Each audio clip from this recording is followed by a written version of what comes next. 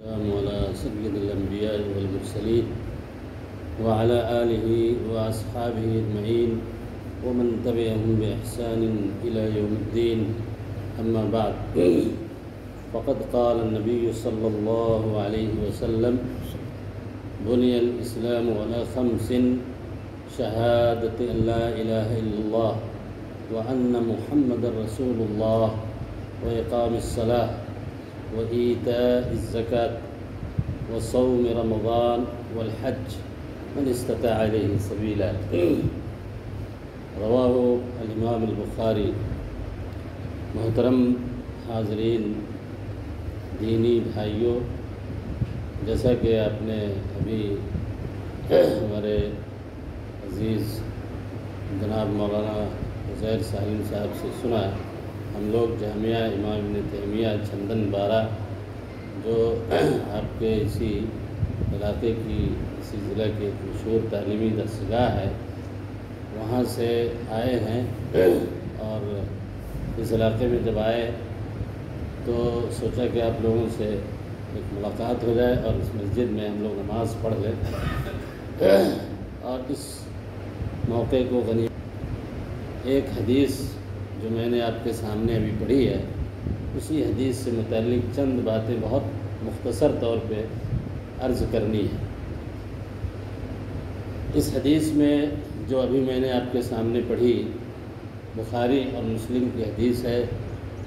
اللہ کے نبی صلی اللہ علیہ وسلم نے ارشاد فرمایا کہ اسلام کی عمارت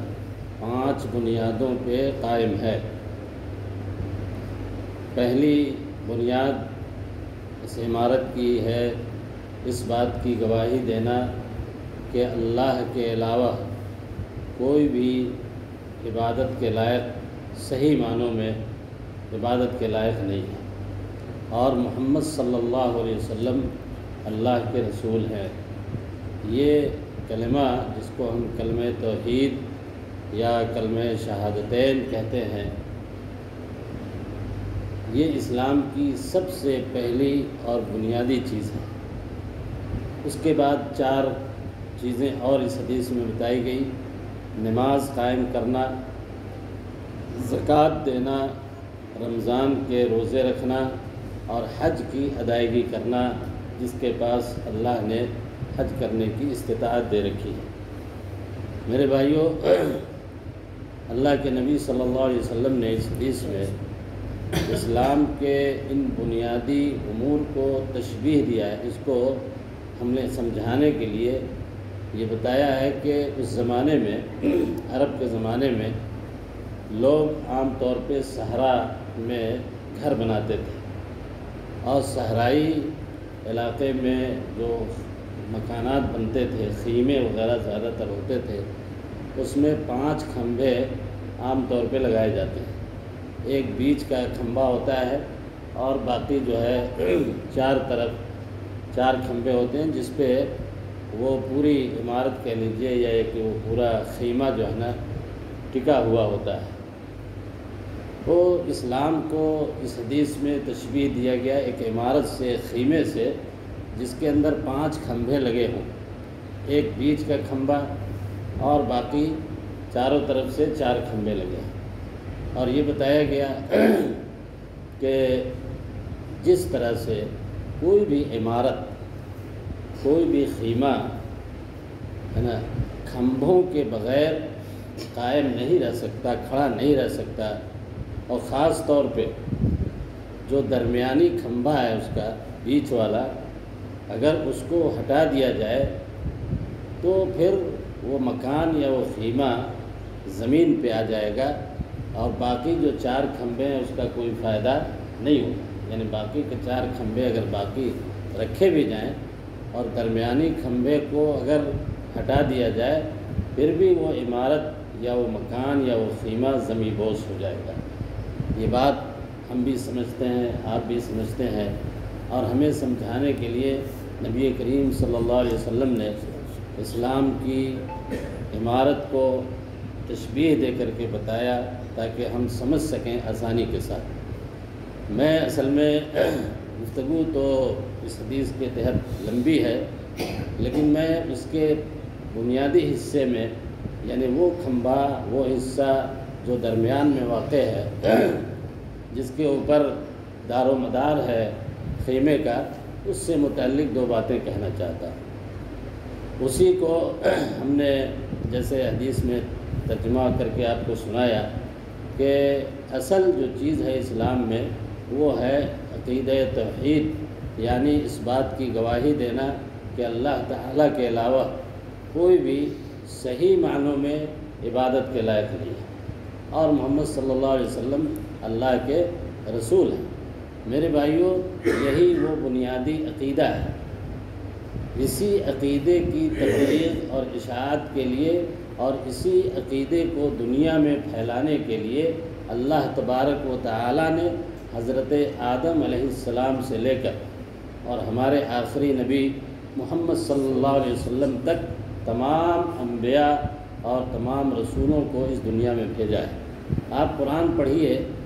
قرآن میں جتنے انبیاء کا تذکرہ آیا ہے، جتنے نبیوں کا، ان میں ہر جگہ یہ بات بتائی گئی ہے کہ جب بھی کوئی نبی اس دنیا میں آیا تو اس نے اپنی قوم کو، اپنے ماننے والوں کو سب سے پہلی چیز جو کہی وہ یہ تھی کہ ما لکم من الہ غیرہ، کہ اللہ تبارک و تعالیٰ کے علاوہ عبادت کسی اور کی صحیح نہیں ہے، عبادت کسی اور کی جائز نہیں ہے۔ اسی عقیدے کی خاطر اللہ تبارک و تعالیٰ نے اس دنیا کو وجود بخشا ہے۔ اللہ تعالیٰ کے نزدیک اس دنیا کو وجود بخشنے کا مقصد، اور اس میں انسانوں کو اور جنات کو، دونوں مخلوق کو خاص طور پہ اللہ تعالیٰ نے اسی لیے پیدا کیا تاکہ اسی عقیدے کو برپا کیا جا سکے اور اس عقیدے کو لوگ سمجھ سکیں۔ چنانچہ قرآن مجید میں اللہ تعالیٰ نے دوسری جگہ کہا کہ وما خلقت الجن والانس الا لیعبدون، کہ میں نے اس دنیا میں جن اور انسان کو صرف اس لیے پیدا کیا تاکہ وہ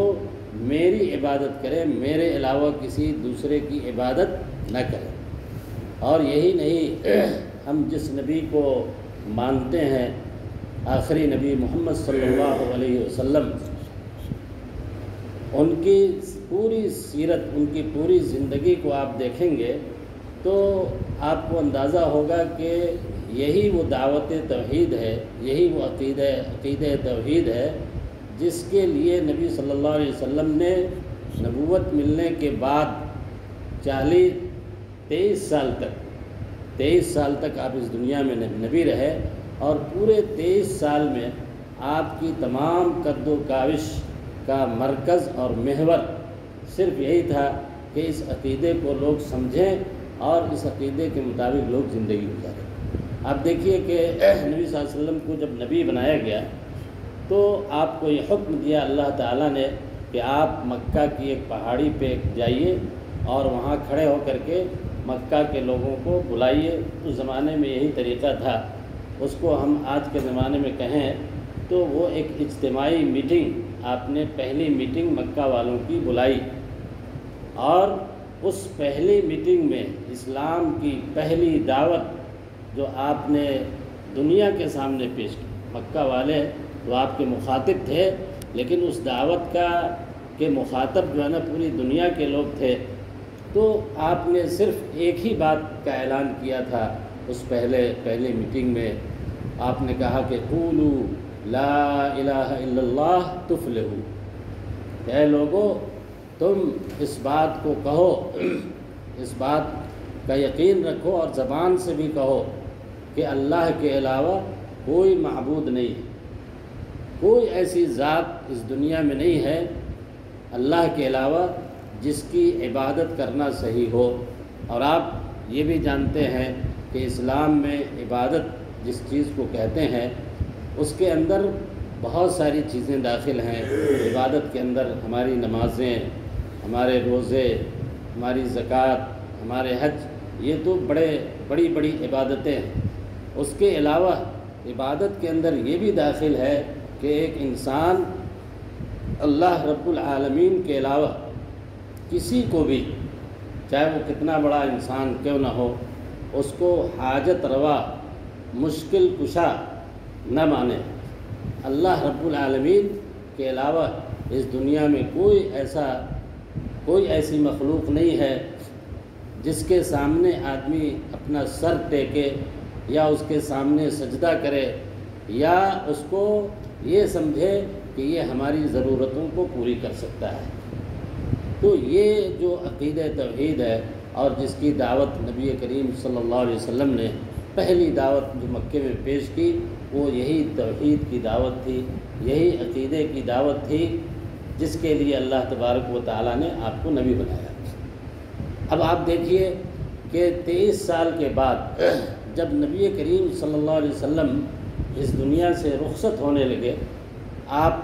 بستر مرگ پہ تھے، بیمار تھے، مدینہ کے اندر حضرت عائشہ رضی اللہ تعالی عنہا کے گھر میں آپ تھے، 10 دن تک تقریباً آپ بیمار رہے، جس کے بعد آپ کی وفات ہو گئی۔ تو اس بیماری کے حالت میں آخری بات جو نبی کریم صلی اللہ علیہ وسلم نے کہی وہ بھی یہی توحید تھی، یہی عقیدہ تھا۔ آپ نے کہا کہ اے لوگوں، جو وہاں پہ آپ کو سن رہے تھے ان کو مخاطب کیا اور اس سے پوری دنیا کے لوگ بھی اس خطاب میں شامل تھے کہ تم لوگ ایسے مت ہو جانا جیسے اہل کتاب پہلے یہودی اور نصرانی تھے کہ اتخذوا قبور انبیائہم مساجد۔ تم لوگ اس طریقے پہ مت چل پڑنا جو اس سے پہلے یہود و نصارہ نے کیا کہ وہ اپنے نبی کی دعوت توحید کو چھوڑ کر انہوں نے اپنے انبیاء کی قبروں کو مسجد بنا لیا۔ اتخذوا قبور انبیائہم مساجد، اپنے انبیاء کی قبروں کو مسجد بنا لیا۔ مسجد کا مطلب سجدہ گاہ ہے نا، قبروں پہ جا کر کے سجدے کرنے لگے اور اللہ تعالیٰ کو چھوڑ کر قبر والوں سے اپنی مرادیں مانگنے لگے اور ان سے اپنی ضرورتیں طلب کرنے لگے۔ نبی کریم صلی اللہ علیہ وسلم نے آخری وقت میں دنیا سے رخصت ہونے سے پہلے یہی فرمایا کہ تم لوگ میری قبر کو بھی زیارت گاہ مت بنانا۔ معلوم ہے کہ میں اس دنیا سے جا رہا ہوں، میری قبر ہوگی، اس قبر کو بھی تم لوگ زیارت گاہ مت بنانا کہ یہاں پہ آ کر کے اور اللہ تعالیٰ کو چھوڑ کر کے ہے نا اور اپنی ضروریات اور اپنی ساری چیزیں یہاں طلب کرنے لگنا۔ میرے بھائیو، یہ آپ کی آخری گفتگو تھی اور اس کے ایک دن کے بعد سوموار کا دن تھا جس دن نبی کریم صلی اللہ علیہ وسلم اس دنیا سے رخصت ہوئے۔ تو آپ اندازہ لگا سکتے ہیں کہ ہمارے نبی کی دعوت کی ابتدا، اس کی شروعات ہوتی ہے توحید سے، اس عقیدے سے، اور اختتام جو ہوتا ہے، آخری بات جو آپ وصیت کرتے ہیں پوری امت کو، پوری دنیا کے لوگوں کو، وہ بھی جو ہے نا عقیدہ توحید ہے۔ اس سے یہ اندازہ ہوتا ہے کہ ایک مسلمان کی زندگی میں اس کا سب سے بڑا جو سرمایہ ہے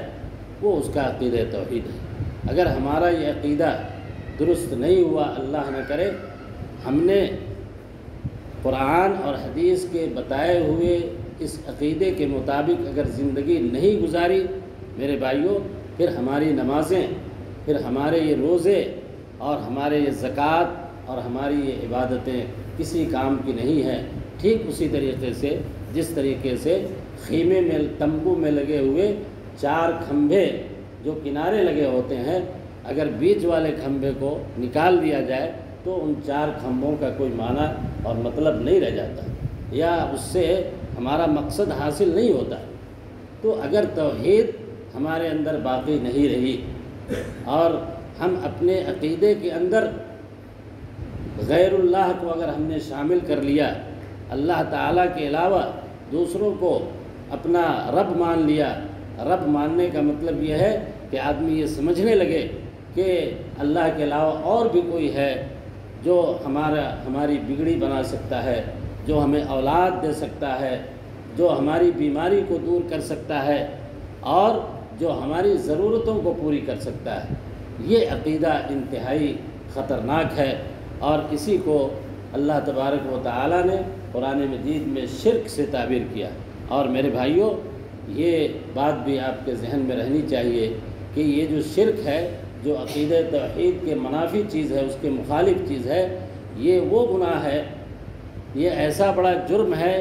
کہ اس جرم کے بارے میں، اس گناہ کے بارے میں اللہ تبارک و تعالیٰ نے قرآن مجید کے اندر یہ کہا کہ ان اللہ لا یغفر ان یشرک بہ ویغفر ما دون ذلک لمن یشاء، کہ اگر کوئی بندہ اللہ تعالیٰ کے ساتھ کسی کو شریک کرتا ہے، عقیدہ توحید کو نہیں مانتا اور وہ شرک میں مبتلا ہو جاتا ہے، اللہ ایسے بندے کو کبھی معاف نہیں کرے گا۔ دنیا کے سارے گناہ آپ کر لیں، بڑے سے بڑے گناہ آپ کر لیں، ہے نا، اور اس امید پہ ہم دنیا سے رخصت ہو جائیں کہ اللہ تعالیٰ ہمیں معاف کرے گا۔ اللہ تعالیٰ چاہے تو معاف کر سکتا ہے، لیکن اگر کسی نے شرک کیا اللہ تعالیٰ کے ساتھ، تو اللہ تعالیٰ نے قرآن میں خود کہا کہ ہم شرک کے گناہ کو کبھی معاف نہیں کریں، گویا کہ اس کا ٹھکانہ جہنم ہے۔ اس سے یہ بات سمجھ میں آتی ہے میرے بھائیوں کہ ہمارے لیے جو چیز بہت ضروری ہے وہ ہے عقیدہ توحید۔ ہمارے اندر اگر تھوڑی بہت کوتاہیاں ہیں، تھوڑی کمی ہے نا اعمال کے سلسلے میں، تو اللہ تعالیٰ سے ہم استغفار کریں گے، دعا کریں گے، اللہ تعالیٰ اس کو معاف کر دے گا۔ اللہ تعالیٰ غفار ہے، معاف کرنے والا ہے، اور انسان کے گناہوں کو اللہ چاہتا ہے کہ اللہ وہ ہمارے سامنے بندہ پیش کرے، ہم اس کو معاف کریں، ہے نا، لیکن وہ گناہ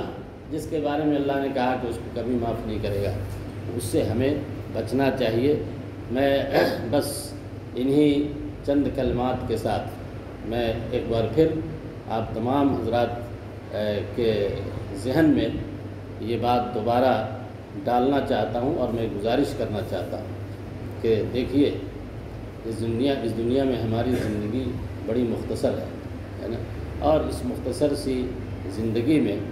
اگر ہم نے اسلام کو صحیح طریقے سے نہیں سمجھا، اپنے عقیدے کو اپنے سینے سے نہیں لگایا، اور اس پہ اگر ہماری موت نہیں ہوئی تو پھر ہمارے لیے خیر نہیں ہے، ہمارا انجام اچھا نہیں ہوگا۔ اس لیے آئیے ہم سب مل کر کے اللہ تعالیٰ سے دعا کرتے ہیں کہ اللہ رب العالمین ہمارے عقیدے کی اصلاح فرما دے، اللہ تعالیٰ ہمیں توحید پہ قائم رکھے، اللہ تعالیٰ ہمیں اپنا محتاج بنا کر کے رکھے، دنیا میں اللہ ہمیں کسی کا محتاج نہ بنائے،